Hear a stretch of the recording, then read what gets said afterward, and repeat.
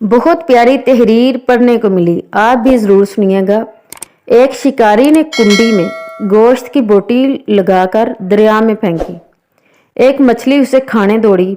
वहीं एक बड़ी मछली ने उसे रोका कि इसे मुंह से ना लगाना, कि इसके अंदर एक छुपा हुआ कांटा है जो तुझे नजर नहीं आ रहा। बोटी खाते ही वो कांटा तेरे हल्क में चुभ जाएगा, जो 1000 कोशिशों के बाद भी नहीं निकलेगा। तेरे तड़पने से बाहर बैठे शिकारी को इस बारीक डोरी से खबर हो जाएगी। तू तड़पेगी तो वो खुश होगा। इस बारीक डोरी के जरिए तुझे बाहर निकालेगा, छुरी से तेरे टुकड़े करेगा, मिर्च मसाला लगाकर आग पर उबलते तेल में तुझे पकाएगा।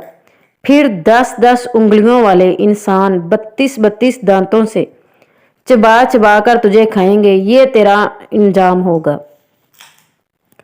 बड़ी मछली ये कहकर चली गई। छोटी मछली ने दरिया में रिसर्च शुरू कर दी। ना शिकारी, ना आग, ना खोलता तेल, ना मिर्च मसाला, ना 10-10 उंगलियों और 32-32 दांतों वाले इंसान, कुछ भी नहीं था।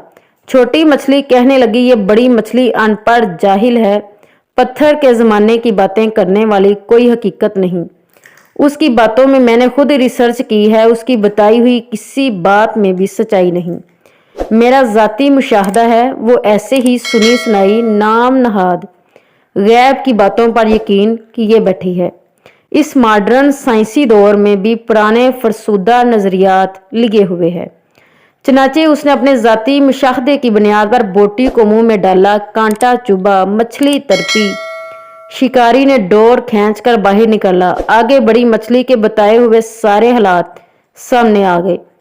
अंबिया अलैहिस्सलाम ने इंसानों को मौत का कांटा चुभने के बाद पेश आने वाले गैब के सारे हालातों वाक़यात तफसील से बता दिए।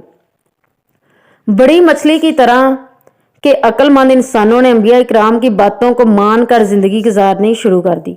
छोटी मछली वाले नज़रियात रखने वाले अंबिया इकराम का रास्ता छोड़कर अपनी ज़ाहरी रिसर्च के रास्ते पर चल रहे। मौत का कांटा चुभने के बाद सारे हालात सामने आ जाएंगे। मछली पानी से निकली, वापस नहीं गई। इंसान दुनिया से गया, वापस नहीं आएगा।